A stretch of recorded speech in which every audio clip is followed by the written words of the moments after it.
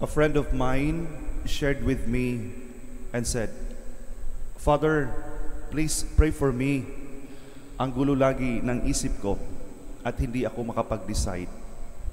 Lagi akong naguguluhan at hindi ko alam kung ano ang pipiliin ko sa buhay.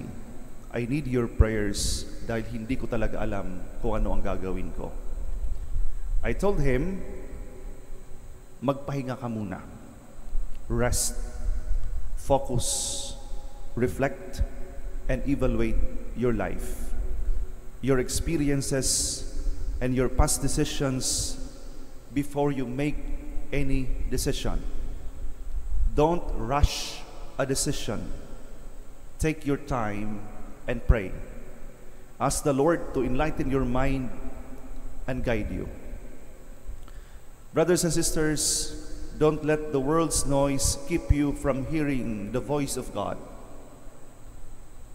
God is speaking to us all the time.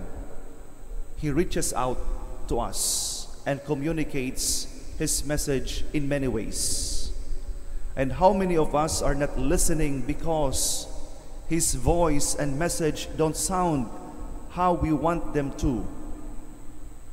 That is why we should let the noise of the world around us keep us from hearing the voice of the Lord, the voice of the Good Shepherd. Hindi natin napapakinggan ang tinig ng mabuting pastol dahil ang sarili nating tinig ang gusto nating marinig. Dapat ang tinig ng pastol ang dumadagongdong, ang naririnig natin at ang ating sinusunod.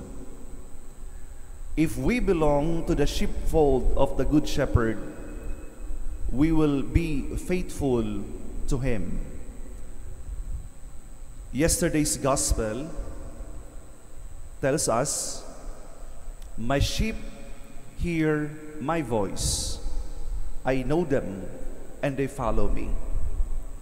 And the continuation of that passage is today's gospel talks about the same, the Good Shepherd.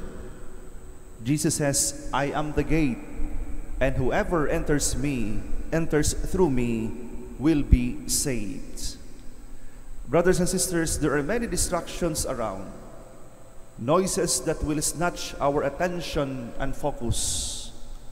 The Good Shepherd is telling us to focus our attention on Him, to be attentive to His voice, and to follow His commands. We need to be reflective and discerning. We need to focus our attention on the Shepherd. We also apply this as we exercise our right to vote, that before casting our vote, pray, reflect, and discern well, and elect the true servant leader, an authentic shepherd of the community with a genuine heart for the poor and marginalized. Brothers and sisters, let us overcome the pride and arrogance that hinder us from listening to the Good Shepherd's voice. Sa tinig ng mabuting pastol, pakinggan natin ang kanyang tinig, pakinggan natin ang kanyang sinasabi, at sundin natin ang iniutos sa atin ng mabuting pastol. It's hard to hear God's voice when you have already decided what you want Him to say.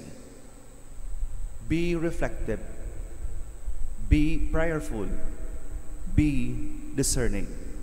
Let us be humble, focused, and attentive to the voice and message of the Good Shepherd. Ito po ang patuloy na paalala sa atin ng Panginoon sa araw na ito, na makinig sa kanyang tinig at sundin ang sinasabi ng mabuting pastol. Amen.